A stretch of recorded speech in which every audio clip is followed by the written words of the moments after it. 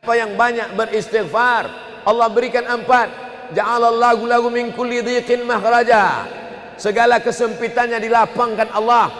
Sempit hatinya dilapangkan Allah. Sempit dadanya dilapangkan Allah. Wali min kulli hammin faraja. Segala kesusahannya diberikan Allah kemudahan. Susah rezekinya, susah hidupnya, susah pikirannya, susah urusannya, dimudahkan Allah. Wa razaqahu min haitsu la yahtasib. Diberi Allah rezeki dari jalan yang tidak disangka-sangka, yang tidak diduga-duga, datang rezeki itu. Allah tidak akan mungkin ingkar janjinya. Nazalat alaihimus sakinah, turun ketenangan. Ghasyiyat bihimur rahmah, diliputi rahmat. Hafat bihimul malaikah, dikelilingi para malaikat. Wa dzakarahumullahu fiman indah, dibanggakan Allah Subhanahu wa taala kepada para apapun yang terjadi Allah sebutkan dalam Al-Qur'an. Tapi kemampuan manusia ini tak sama, sama seperti jari-jari kita. Ada yang tinggi, ada yang rendah, ada yang gemuk, ada yang kurus, ada yang pendek, ada yang panjang. Akal kita juga begitu. Ada akalnya yang sanggup membaca Al-Quran hanya sebatas membaca tajwid, idgham, ikhfa, qalqalah, gunnah, bila gunnah. Ada yang sanggup akalnya membaca Al-Quran hanya sebatas pada terjemahnya saja. Tapi ada yang sanggup akalnya membaca Al-Quran, menemukan solusi-solusinya. Oleh sebab itu orang baca Quran itu kata Nabi, Allahumma faqihhu fid din, dalamkan ilmu agamanya. Orang tidak hanya sekedar membaca Iqra, tapi juga memahaminya secara mendalam. Makanya jangan semuanya pergi berperang kata Nabi. Falaula nafara min kulli firqatin minhum ta'ifatun. Jangan semuanya pergi berperang, karena mesti ada 1-2 orang duduk bersama Nabi Muhammad SAW di Madinah. Tujuannya untuk apa? Liyatafaqahu fid din, supaya mereka belajar agama. Tujuannya untuk apa? Liyunziru qaumahum, supaya nanti mereka bisa pulang ke kampungnya. Liyunziru qaumahum, memberikan peringatan kepada umat supaya takut kepada Allah. La'allahum yahdharun, supaya mereka mengambil pelajaran. Ini poin pertama yang ingin saya sampaikan, bahwa sikap kita terhadap Covid ini jangan terlalu berlebihan, jangan terlalu ketakutan, jangan terlalu sembrono berani, jangan terlalu melanggar, tetap ikut protokol kesehatan, jangan terlalu tidak keluar rumah. Justru dengan keluar rumah, dengan ikut sholat berjamaah ke masjid, tetap menjaga shaf seperti yang ditulis di lantai Masjid Agung Sidrap. Ada lantai yang boleh dipakai untuk sholat, ada yang tidak. Maka insya Allah kalau kita ikuti ini ikhtiar kita. Ikhtiar ada dalam kelompok ahlus sunnah wal jamaah. Sedangkan kelompok yang tidak mau berikhtiar namanya kelompok ahlul bid'ah, yang disebut dengan kelompok Jabariyah. Jabariyah tak mau berusaha, berserah saja kepada takdir. Mau mati matilah, mau sakit sakitlah, tak mau berusaha, tak mau berobat, tidak mau berikhtiar. Ini kelompok yang sudah keluar dari golongan ahlus sunnah wal jamaah. Yang kedua, bahwa dengan adanya COVID-19 ini kita disadarkan manusia tak berdaya. Negara yang katanya Amerika adidaya, tak berdaya, tumbang juga. Negara Asia yang katanya hebat, Jepang dan Korea, hancur lebur juga. Negara yang Eropa tidak ada yang selamat. Sampai hari ini Singapura, kita tidak bisa masuk Singapura. Beberapa pekan yang lalu saya di Batam. Selama ini masyarakat Batam menerima turis dari Singapura, dan orang Batam pula bekerja sebagiannya di Singapura. Padahal jaraknya dekat saja. Tegak kita di Pulau Batam, nampak bangunan-bangunan di Singapura. Hari ini jarak menjadi jauh karena mereka menutup pintu. Tertutup pintu, orang Singapura mau datang ke Batam, orang Batam pun tidak bisa masuk ke Singapura. Lockdown total. Betapa yang katanya hebat, yang katanya gagah, yang katanya perkasa, tidak ada apa-apanya dengan makhluk yang tidak kelihatan. Kalau ada orang takut kepada harimau, kelihatan. Kalau ada orang yang takut kepada buaya, kelihatan. Tapi ini makhluknya tidak kelihatan. Persis yang dikatakan Allah dalam Al-Quran. Innallaha la yastahi ayyadriba mathalan ma ba'udatan fama fawqaha. Allah tidak malu menciptakan makhluk sebesar nyamuk. Wa ma fawqaha, fama fawqaha, lebih kecil lagi daripada nyamuk. Dulu orang Arab jahiliyah mengatakan, untuk apa Allah ciptakan nyamuk? Apalah gunanya Allah menciptakan nyamuk? Tak ada gunanya menciptakan nyamuk. Allah katakan ada. Innallaha la yastahi an yadriba mathalan ma ba'udatan fama fawqaha. Allah tidak malu menciptakan makhluk walaupun sebesar nyamuk, fama fawqaha, atau lebih kecil lagi dari nyamuk. Fa ammal ladzina amanu fa ya'lamuna annahu al-haqqu min rabbihim. Orang yang beriman akan berkata, inilah kebenaran yang datang dari Allah. Wa ammal ladzina fasaqu wa ammal ladzina kafaru fa yaquluna ma'adza arada Allah bihadza mathala.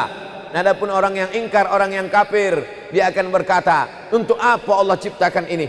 Hari ini kita disadarkan betapa kita yang hebat, yang gagah perkasa, yang bisa katanya sampai ke bulan. Untuk menghadapi makhluk sekecil ini pun tak ada daya, tak ada apa-apanya.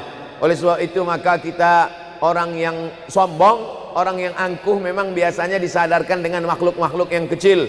Kalau kita baca sejarah Nabi Ibrahim alaihissalam, ada seorang raja yang perkasa namanya Namrus. Kata Namrus, kumpulkan semua kayu-kayu di negeri ini, bakar api unggun yang menyala, masukkan Ibrahim ke dalamnya. Mereka bakar Nabi Ibrahim. Di situ mukjizat Allah datang. Apa kata Allah? Ya nar, wahai api, kuni, jadilah engkau bardan, sejuk, wasalaman, selamat ala Ibrahim. Api yang hakikatnya panas menjadi sejuk, api yang hakikatnya membakar justru memberikan keselamatan kepada Nabi Ibrahim alaihissalam. Nabi dia bakar. Apa balasan Allah kepada Namrus? Namrus mati dengan masuknya seekor nyamuk ke dalam hidungnya. Datang seekor nyamuk terbang masuk ke dalam hidung Namrus, ada menyebut ke dalam telinganya, yang jelas masuk ke dalam otaknya, menggigit otaknya. Dia pukul-pukulkan kepalanya ke dinding, dia pukulkan kepalanya ke tiang, tidak juga hilang sakitnya. Akhirnya dia ambil palu besar, dia pukul kepalanya, mati.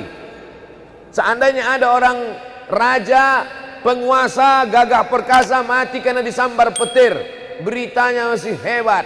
Raja Namrus mati disambar petir, gagah, tapi mati hanya digigit oleh seekor nyamuk.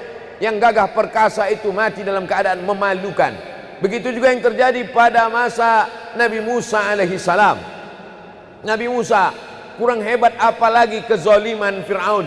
Yudzabbihuna abna'ahum wa yastahyuna nisa'ahum. Anak laki-laki sembelih. Semua anak laki-laki yang lahir tahun itu sembelih. Anak yang perempuan dianggap tidak mengganggu, biarkan hidup. Apa balasan Allah kepada Nabi yang menganiaya Nabi Musa alaihi salam?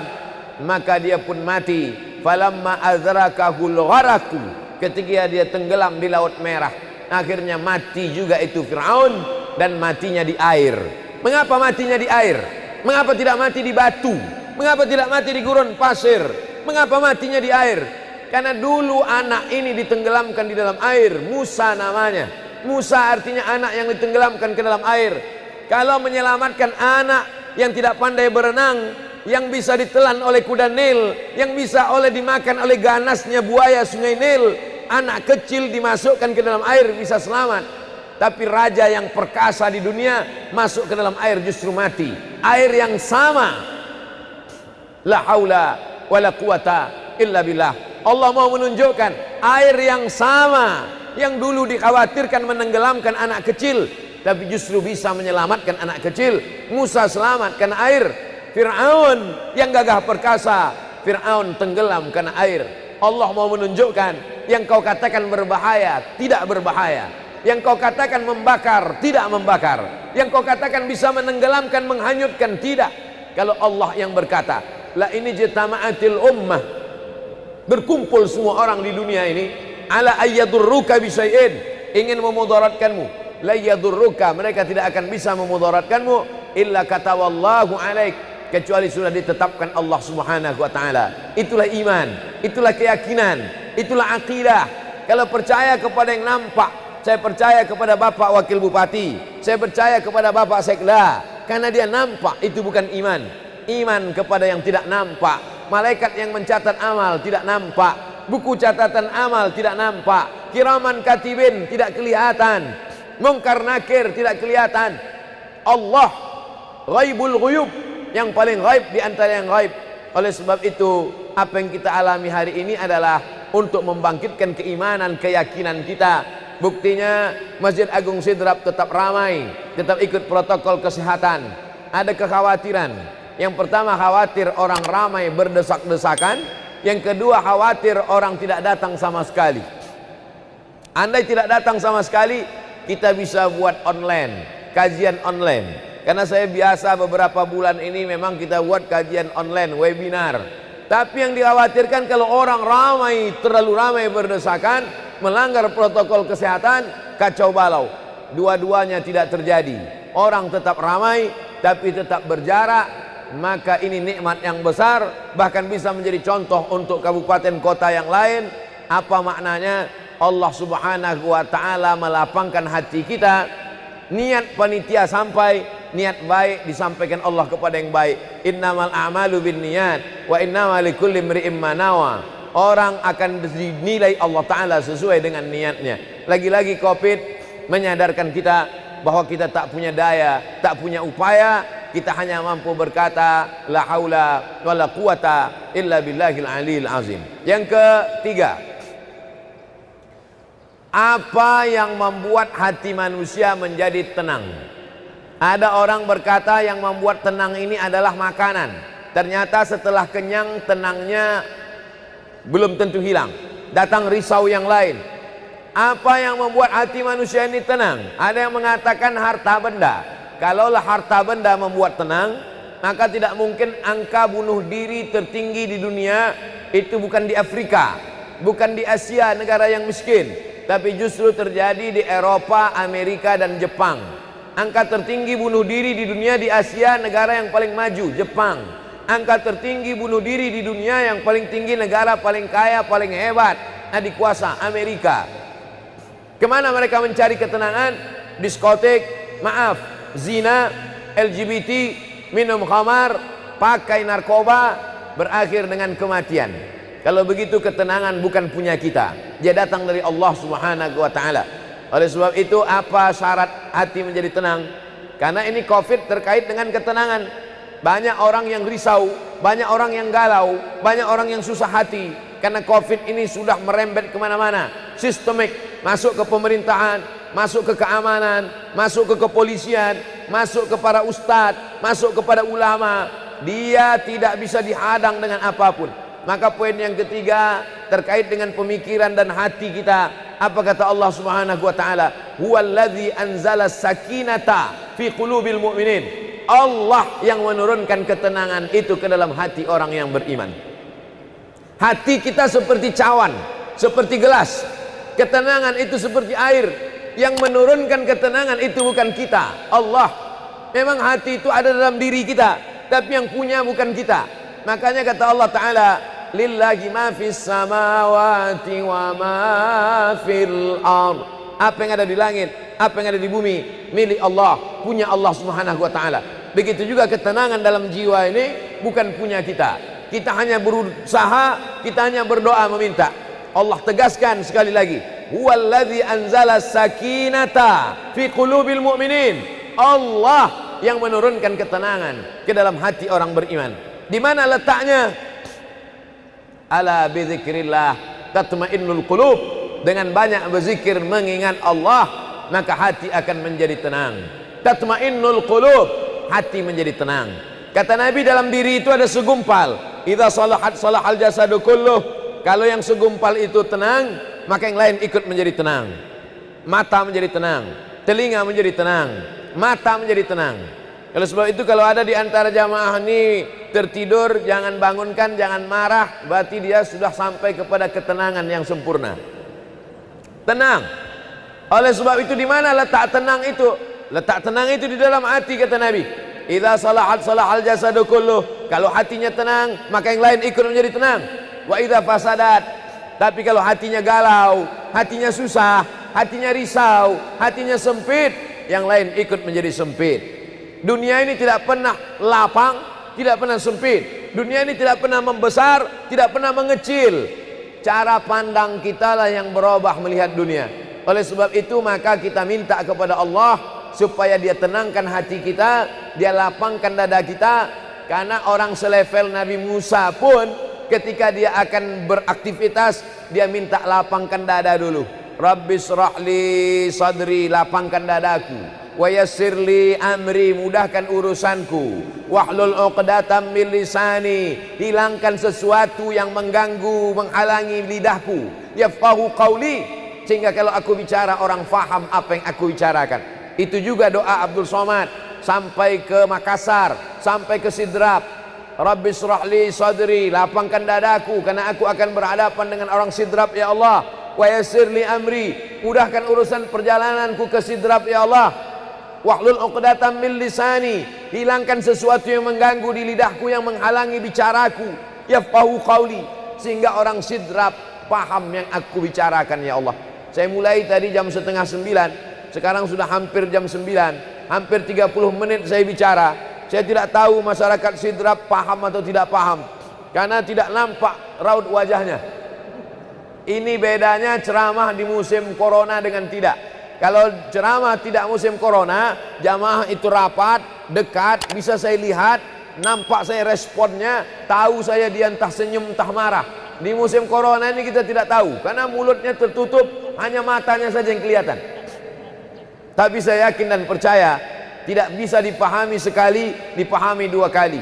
Tidak bisa dipahami dua kali, diulang berkali-kali. Karena tausiah ini direkam, begitu banyak kamera yang merekamnya. Mudah-mudahan kamera ini hidup semua. Jamaah yang dimuliakan Allah Subhanahu wa taala. Oleh sebab itu di antara yang menenangkan hati adalah berkumpul di masjid. Itu bukan kata saya, itu kata Nabi Muhammad sallallahu alaihi wasallam. Majtama'a qaumun fi baitin min buyutillah. Sekelompok orang berkumpul di rumah Allah, yatsluna kitab Allah, membaca kitab Allah, ayat-ayat Al-Quran, hadis-hadis Nabi, fatwa para ulama, wa yatadarasunahu fima bainahum, mengkaji isinya.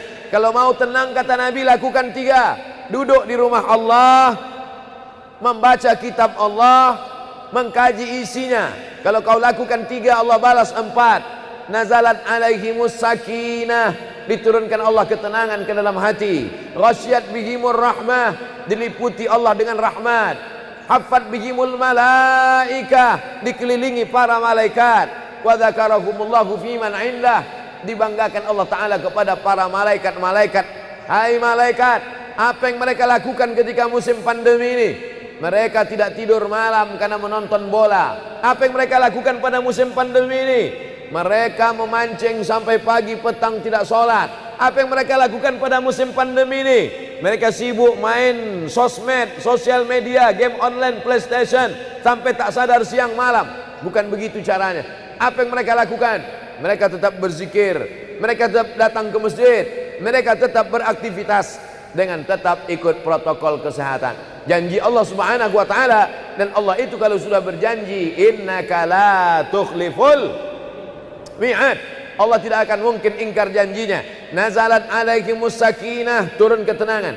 Ghasyat bihimur rahmah, diliputi rahmat. Haffat bihimul malaikah, dikelilingi para malaikat. Wa dzakarahumullahu fiman indah, dibanggakan Allah Subhanahu wa taala kepada para malaikat.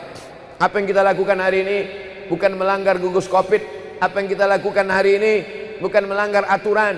Kita sedang berkumpul di rumah Allah, tetap mengikuti protokol kesehatan, tetap mengurus izin dari para pejabat dan kepolisian, tetap meminta ridha Allah Subhanahu wa taala, menyambung tali silaturahim. Man ahabba ibsata lahu fi rizqihi, siapa yang mau dilapangkan rezekinya, wa yunsa'alahu fi atharihi, dipanjangkan umurnya, falyasil rahimahu, hendaklah dia menyambung tali silaturahim.